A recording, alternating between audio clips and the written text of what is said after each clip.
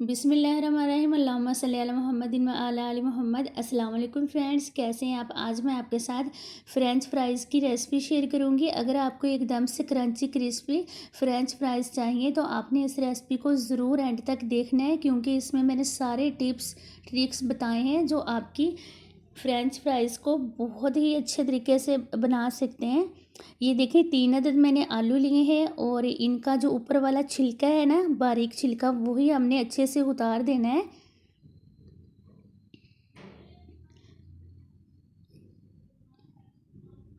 ये देखिए इस तरह से सारे छिलके हम ऊपर से रिमूव कर देंगे। अब हम इसकी कटिंग करते हैं, जो फ्रेंच फ्राइज़ की प्रॉपर शेप में हमने करनी है।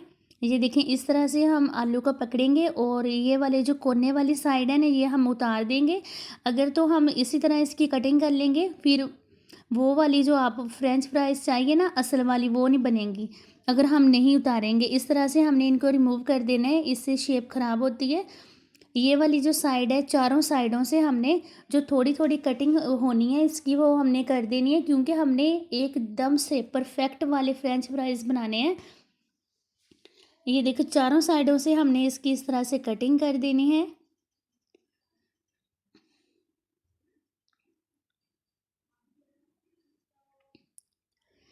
जब भी आपने ये फ्रेंच फ्राइज़ के लिए पोटैटो लेने हैं तो आप कम स्टार्च वाले लिया करें, इससे फ्रेंच फ्राइज़ बिल्कुल परफेक्ट तरह से बनती है।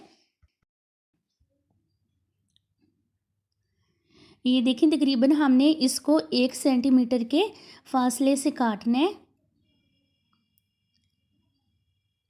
अगर आपको 2 सेंटीमीटर भी चाहिए फ्रेंच फ्राइज़ तो आप उस तरह से इसको काट सकते हैं, लेकिन ये जो 1 सेंटीमीटर वाली है ना, ये परफेक्ट बनती है। और ये केएफसी और जो भी बड़े ब्रांड हैं उनसे आप ये लेते हैं ना, तो इसी कटिंग की आपको मिलती है। कटिंग आपने इसी तरह की फाइन करनी है। ये देखिए मैंने इसके 4 पीस बना लिए हैं। ये देखिए माशाल्लाह कितनी परफेक्ट शेप बनेगी। इस तरह से हमने इसको कटर बोर्ड के ऊपर रखना है और 1 सेंटीमीटर पे हमने इसको इसको कट कर देना है। 1 सेंटीमीटर की हमने स्ट्रिप्स तैयार कर लेनी है। कटिंग आपने बिल्कुल फाइन करनी है, घबराने की ज़रूरत नहीं है। माशाल्लाह इतना मज़ा आता है ना ये फ्रेंच फ्राइज़ बनाने में, कोई इतना मुश्किल काम नहीं है। ये देखें बिल्कुल आपको केएफसी वाली मिलेगी इंशाल्लाह। ये देखिए इस तरह से इस ये वाली सारी जो आलू हैं इनकी हमने स्ट्रिप्स काट लेनी है।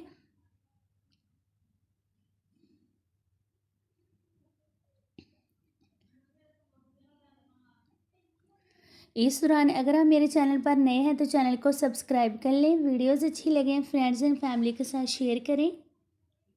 ये देखिए सारी कटिंग जो बाकी 2 आलू पड़े हैं उनकी भी हमने इसी तरह से कर लेनी है।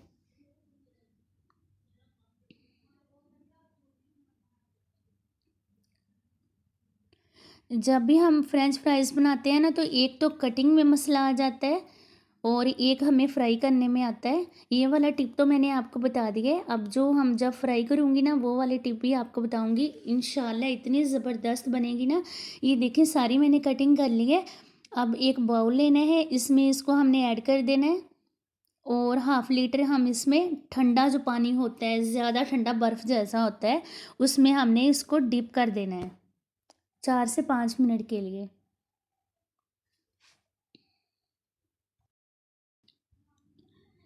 ये देखिए हाफ़ लीटर तकरीबन पानी है, इसमें हमने इसको 2 से 3 मिनट के लिए या 5 मिनट के लिए इसी तरह डिप करके रख देना है। इससे जो इसमें स्टार्च होता है ना, वो सारा निकल जाता है। जो आलू के अंदर स्टार्च होता है ना, वो ही अच्छी वाली फ्राइज़ नहीं बनाने देता, क्योंकि वो ज़्यादा हैवी हो जाता है और वो क्रिस्पी क्रंची नहीं बनती। इसलिए इसको हमने ठंडे पानी से अब अच्छे से वॉश कर लेना है। ये देखिए माशाल्लाह कितना ज़्यादा स्टार्च निकला है। इसको हम अच्छे से वॉश कर लेंगे और इसको हमने अब बॉईल करना है। एक कढ़ाई लेंगे और इसमें हमने 2 से 3 लीटर पानी ऐड करना है और इसमें हाफ़ चम्मच हमने पानी सॉरी नमक ऐड करना है और जितनी भी हमने फ्राइज़ की कटिंग की है सारी स्ट्रिप्स हमने इसमें ऐड कर देनी है। फ्लेम आप हाई कर लें ताकि जल्दी से ये बॉयल हो जाए। तकरीबन हम इसको 50% ही बॉयल करेंगे। बॉयल हम इसलिए इसको कर रहे हैं क्योंकि हमें इसको थोड़ा-सा पकाना भी है और जो इसके अंदर स्टार्च होते हैं ना, वो हमने उसी को रिमूव करने के लिए हमने इसको बॉयल करना है। ये देखिए 6 से 7 मिनट हम इसको अच्छे से बॉयल करेंगे ताकि ये 50% तक कुक हो जाए। फ्लेम ऑफ कर देते हैं और इसको अब हम एक बाउल में निकाल लेते हैं।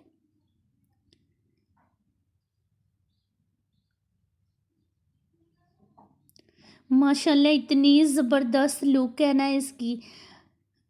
फ्रेंच फ्राइज़ तो हर कोई पसंद करता है, हर घर की ये शान होते हैं, इतने ज़्यादा ये टेस्टी बनते हैं और हर कोई इसको खाना पसंद करता है। बच्चों को तो बहुत ज़्यादा इसका शौक होता है।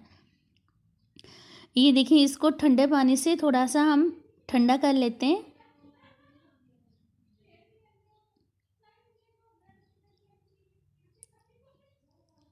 2 से 3 मिनट मैंने इसको ठंडे पानी में भिगोया था और इसको अब जो इसका पानी है रिमूव कर देते हैं और इसको मैंने अच्छे से ड्राई कर लिया था। 15 मिनट के लिए इसको रेस्ट पे मैंने छोड़ दिया था। अब इसमें हम जो कॉर्न स्टार्च है वो ऐड करेंगे।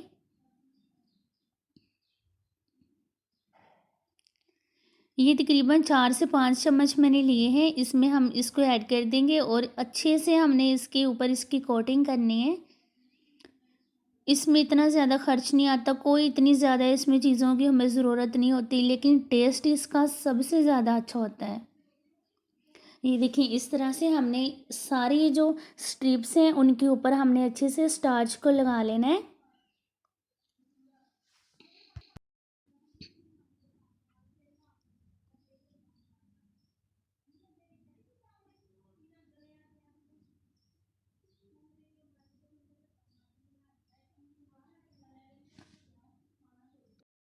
अगर आपके घर में ज़्यादा फ्रेंच फ्राइज़ बनती है और आपको कटिंग में थोड़ा-सा ज़्यादा मसला होता है, तो आप कटिंग वाला कटर ले लें, उससे आप इसको बना लें। इतने ज़्यादा डिलीशियस बनते हैं और कटिंग भी आप फ़ाइन कर लेंगे, इतना ज़्यादा मुश्किल नहीं होगा फिर आपको। अगर आप ज़्यादा आपके घर में बनती है, तो आप कटर वगैरह से इसको बना सकते हैं।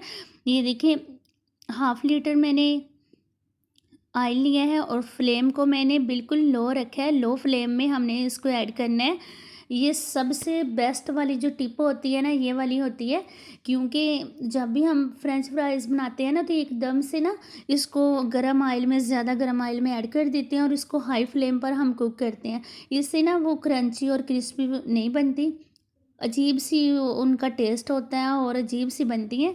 तो आपने इस तरह से इसको लो फ्लेम पर पकाना है।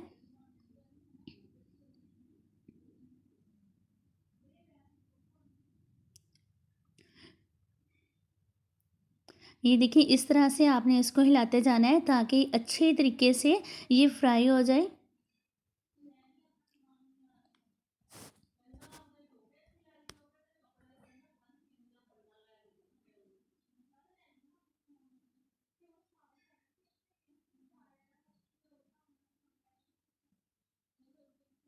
फ्लेम को हम वेरी लो कर लेते हैं और इसको हम एक प्लेट में निकाल लेते हैं और जो दूसरी हमारी बची हैं स्ट्रिप्स उनको भी हम इसी तरह ऑयल में फ्राई कर लेंगे। फ्लेम आपने बिल्कुल लो ही रखनी है, लो फ्लेम पर ही आपने इसको फ्राई करना है। ये देखिए माशाल्लाह कितनी अच्छी लुक आनी शुरू हो गई है।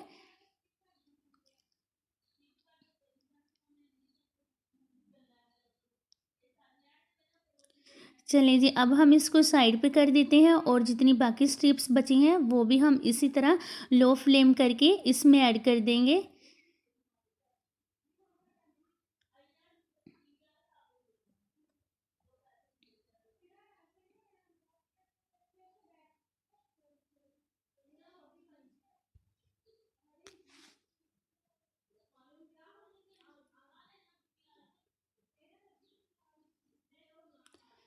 चलिए जी माशाल्लाह ये सारी कंप्लीट हो चुकी हैं।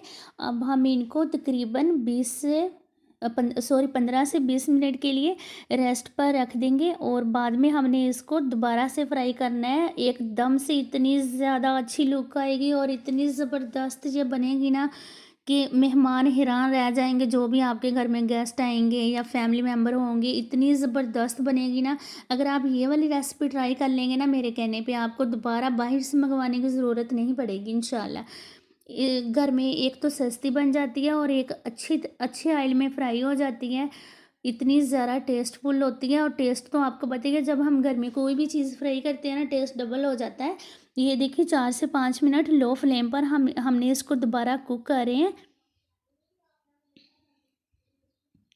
फ्लेम ऑफ कर देते हैं और अब हम इसको डिश आउट कर लेते हैं।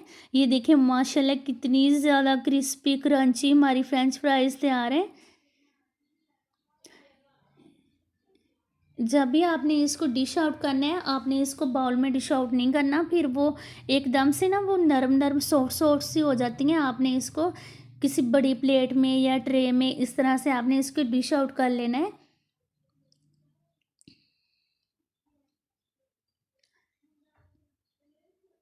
ये देखिए माशाल्लाह कितनी ज़बरदस्त लुक है। अब थोड़ा-सा हम एक चुटकी भर के इसमें नमक लेंगे और इसके ऊपर हम अच्छे से छिड़क देंगे। इतना प्यारा इसमें टेस्ट आ जाएगा ना, बहुत ज़बरदस्त टेस्ट बनेगा। ये देखिए इस तरह से थोड़ा-सा हमने इसको नमक लगा के अच्छे से हमने इसको मिक्स कर लेना है।